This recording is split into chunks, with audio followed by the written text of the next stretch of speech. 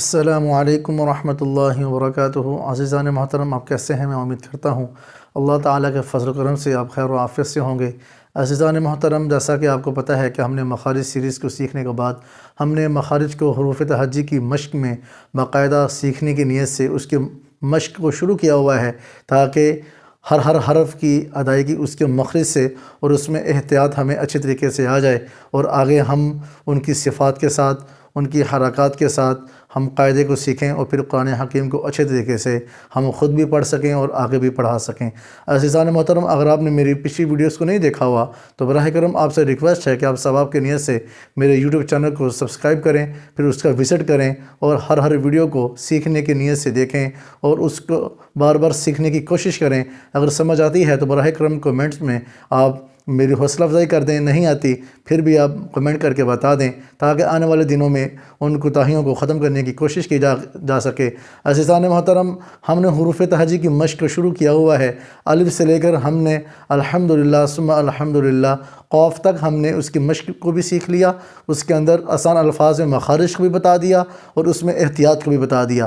آج باری ہے انشاءاللہ تعالی حروف تہجی میں کیف، لام اور میم کی، ٹھیک ہے۔ عزیزان محترم، اگر آپ میری اس ویڈیو کو دیکھنا چاہتے ہیں تو براہ کرم آپ میرے چینل کو سبسکرائب کر لیں اور اس کو شیئر کر دیں، اور انشاءاللہ تعالی ہر روز الگ الگ انداز میں آپ تک ویڈیوز مخارج کے حوالے سے آتی رہیں گی، تو آپ سے ریکویسٹ ہے کہ آپ ہمارے ساتھ ہی رہیے گا۔ آئیے چلتے ہیں وائٹ بورڈ کی طرف۔ عزیزان محترم، میں نے آپ کو بتایا تھا کل بھی کہ ہم نے مخارج کی بنیادی اقسام میں سے مخارج محققہ کو شروع کیا ہوا ہے، کیونکہ مخارج محققہ کا تعلق آپ کے گلے سے، آپ کی زبان سے اور آپ کے ہونٹوں سے ہے، جبکہ مخارج مقدرہ جو اس کی دوسری بنیادی قسم ہے، اس میں خیشوم کا تعلق ہے اور اس میں کیا نام ہے جو فیدان کا تعلق ہے۔ ہم مخارج محققہ کو لے کے چل رہے ہیں۔ عزیزان محترم، بسم اللہ الرحمن الرحیم۔ آج ہم نے حروف تہجی میں جو نمبر 22 والا حرف ہے کیف، آج ہم کو سیکھنے جا رہے ہیں۔ کیف کیف کیف کیف کیف۔ میں اس کا تکرار اس لیے کرتا ہوں کیونکہ آپ بھی میرے ساتھ تھوڑی سی کوشش کریں اور سمجھنے کی کوشش کریں، تو امید ہے کہ آپ کی بھی ادائیگی مجھ سے بہتر ہو جائے، اس لیے میں ایک لفظ کی پریکٹس کو بار بار آپ کے سامنے کرتا ہوں۔ کیف کیف کیف۔ قاعدہ کیا ہے؟ کہتے ہیں کہ حروف لہاتیہ میں سے ہے، حروف لہاتیہ میں سے ہے، یعنی کہ زبان کا پچھلا حصہ اٹھ کر نرم تالو کو چھوئے۔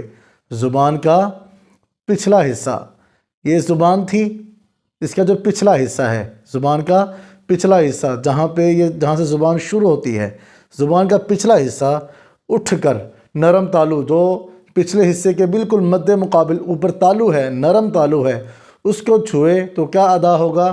کیف کیف کیف کیف۔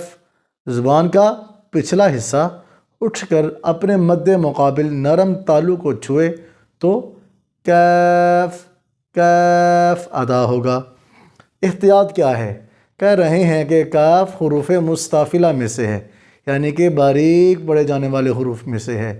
ہم نے کیونکہ مخرج قاف کا بھی اور کاف کا بھی ایک ہی ہے، بس ہم نے اس میں فرق کس چیز کا کرنا ہے؟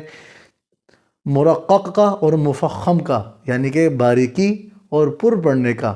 جبکہ کاف آج حروف ترقیق یعنی کہ مستافلہ میں سے ہے، باریک پڑھے جانے والے حروف میں سے ہے، تو ہم اس کو کیف ہی پڑھیں، کیف کیف کیف۔ اگر ہم فرق نہیں کریں گے تو معنی چینج ہوگا۔ جیسے قلب کے شروع میں قاف 2 نقطوں والی لگائی تو اس کا معنی دل ہوا، اگر قلب کو اس کے مخرج سے نکال کے قلب پڑھیں گے تو کیا معنی ہو جائے گا؟ کتا۔ تو ہم نے عربی زبان اور قرآن حکیم جیسی پاکیزہ زبان کو ان کے مخارج، ان کی صفات کے ساتھ سیکھنا ہے، تاکہ اللہ تعالیٰ کے سامنے ہم قرآن حکیم کی تلاوت کے معاملے میں سرخرو ہوں۔ سمجھ آ گئی ہے؟ کیف کیف کیف، باریک بھی پڑھنا ہے اور زبان کا پچھلا حصہ اٹھا کر اس کے مد مقابل نرم تالو کو بھی لگانا ہے، تو کیف ادا ہو جائے گا۔ اب نمبر 23 کیا ہے؟ لام لام لام لام۔ کہہ رہے ہیں کہ حروف ذلقیہ، اس کو طرفیہ بھی کہتے ہیں، کہ طرف لسان کے زبان کا طرف لسان اٹھ کر زواحق، طرف لسان اسے کہتے ہیں، غلطی سے میں نے بتایا، وہ تو اس کا بغلی کنارہ تھا، یہ ہے پشت، ٹھیک ہے۔ طرف لسان اٹھ کر زواحق کون سے ہیں؟ جو اوپر کی طرف انیاب کے بعد، نکیلے دانتوں کے بعد جو دانت آتے ہیں، جو ہنستے وقت ہمارے دانت نظر آتے ہیں، ان کو زواحق بولتے ہیں، کہ زواحق سے لے کر ثنایا تک کے اوپر والے، ثنایا یہاں سے لے کر کہاں تک؟ زواحق، نکیلے دانت کے بعد والے دانت تک، مد مقابل مسوڑوں سے لگے، طرف لسان اٹھ کر ثنایا سے لے کر زواحق تک کے جو مسوڑے ہیں ان کو آپ کی زبان لگے تو کیا ادا ہوگا؟ لام، ٹھیک ہے۔ ایک تو میں نے بتایا تھا کہ بغلی کنارے، یہ اس کا سیرہ ہے، یہ طرف ہے، یہ اس کے بعد اس کا بغلی کنارہ ہے۔ ہم نے طرف لسان کو اس کے ثنایا سے لے کر زواحق تک کے دانتوں کے مسوڑوں کو لگانا ہے اوپر والے، تو کیا ادا ہوگا؟ لام لام لام لام لام۔ کیا ہے؟ نوٹ۔ زواحق کسے کہتے ہیں؟ جب ہم مسکراہٹ کرتے ہیں، تھوڑا سا کھلکھلا کے ہنستے ہیں تو ہمارے نکیلے دانت کے بعد والا دانت نظر آتا ہے، اس کو زواحق بولتے ہیں۔ تو زواحق سے لے کر ثنایا تک کے دانتوں کے مسوڑوں کو طرف لسان اٹھ کر لگے تو کیا ادا ہوگا؟ لام لام۔ معاف کیجیے گا، تھوڑی سی طبیعت تھوڑی سی ٹھیک نہیں ہے، 2 سے 3 دنوں میں اندر بھول چوک ہو جاتی ہے، سمجھ نہیں آتی، تھوڑی سی مسٹیکس ہو جاتی ہیں، تھوڑی دیر پہلے تھوڑی سی غلطی کی۔ طرف لسان اسی سے کو کہتے ہیں، ٹھیک ہے۔ اور یہ نیچے والا پشت ہے، تو طرف لسان یہ والا ہے، یہ اٹھ کر ثنایا سے لے کر زواحق تک کے، یہاں سے لے کر زواحق تک کے دانتوں کے مسوڑوں کو لگے تو لام لام لام لام لام ادا ہوگا۔ نمبر 24، میم میم میم میم۔ کہہ رہے ہیں کہ حروف شفویہ میں سے ہے۔ شفوی میں نے بتایا تھا کہ ہونٹوں سے ادا ہونے والے حروف، تو اس میں سے ہونٹوں سے ادا ہونے والے حروف میں سے ایک یہاں پہ میم میم میم بھی ہے، کہ جب دونوں ہونٹوں کی خشک جگہ آپس میں ملے، دونوں ہونٹوں کی ایک خشک جگہ ہے یہ والی، جب یہ آپس میں ملے تو کیا ادا ہوتا ہے؟ میم میم میم میم۔ دونوں اوپر اور نیچے والے دونوں ہونٹوں کی خشک جگہ آپس میں ملے تو کیا ادا ہوگا؟ میم میم میم میم۔ احتیاط کیا ہے؟ اب جب ہم میم کو بولتے ہیں تو آواز ہمارے ناک میں گونجتی ہے، ہمارا ناک وائبریٹ کرتا ہے، ہمارے ناک میں آواز پھیلتی ہے۔ کہہ رہے ہیں کہ میم کی ادائیگی میں آواز ناک میں پھیل جاتی ہے۔ آپ ذرا ناک کو پکڑیں اور میم کو بولنے کی کوشش کریں۔ میم نہیں بولا جا رہا، کیونکہ میم کے نکلنے کی جگہ ہی یہ آپ کے ناک کا بھنسا ہے، ٹھیک ہے۔ یہ اس کے اندر آواز پھیلتی ہے تو کیا ادا ہوتا ہے؟ میم میم میم میم۔ اس ادائیگی کو گنہ بولتے ہیں۔ گنہ کہتے ہیں ناک میں آواز لے جانے کو، اور ایک الف کے برابر ناک میں آواز کو لمبا کرنا ہے۔ جب ہم گنہ کریں تو ایک الف کے برابر ناک میں آواز کو چھپائیں گے، ناک میں آواز کو لے کر جائیں گے، تب کیا ادا ہوگا؟ گنہ، کیونکہ میم کے اندر بھی گنہ ہی ادا ہو رہا ہے۔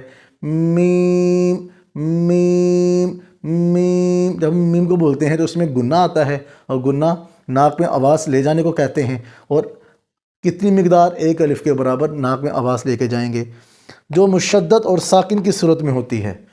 جو گنہ ہوتا ہے نا، جو صفت ہے گنہ کی، وہ مشدد، یعنی کہ میم اور نون کے اوپر شد آ جائے، یا اس کے اوپر کیا نام ہے، وہ جزم آ جائے، جسے ہم ساکن کہتے ہیں، جس حرف پر جزم آئے اس حرف کو ساکن کہتے ہیں، آ جائے تو یہ گناہ ہوتا ہے۔ لیکن یاد رہے کہ حروف حلقی انشاءاللہ تعالیٰ وہ صفات کی باری آئے گی تو اس میں ہمیں سمجھ آ جائے گی۔ وہ کہہ رہے ہیں کہ گناہ مشدد اور ساکن کی صورت میں ہوتا ہے، یعنی کہ میم اور نون پہ شد آ جائے یا جزم آ جائے تو وہاں پہ ہم آواز کو ناک میں لے کے جائیں گے اور ایک الف کے برابر ناک میں آواز کو پھیریں گے، تب جا کے کیا ادا ہوگا؟ گناہ۔ جیسے میم نون نون میم، یہ گناہ ہو رہا ہے، یعنی اس میں گناہ کی صفت پائی جا رہی ہے، میم اور نون دونوں میں گناہ کی صفت پائی جا رہی ہے۔ گناہ کہتے ہیں ناک میں آواز کو ایک الف کے برابر لے جانے کو، ٹھیک ہے۔ میں امید کرتا ہوں آج آپ کو کیف لام میم کی ادائیگی اور اس کے آسان الفاظ میں مخرج اور اس میں احتیاط بخوبی سمجھ آ چکی ہوگی، اور یہ بھی امید کرتا ہوں کہ آپ کے لیے سیکھنا بھی آسان ہو چکا ہوگا۔ اگر پھر بھی آسان نہیں ہوتا تو براہ کرم کمنٹس میں آپ مجھے رائے دیں تاکہ اس کشمکش کو ختم کرنے کی کوشش کی جا سکے۔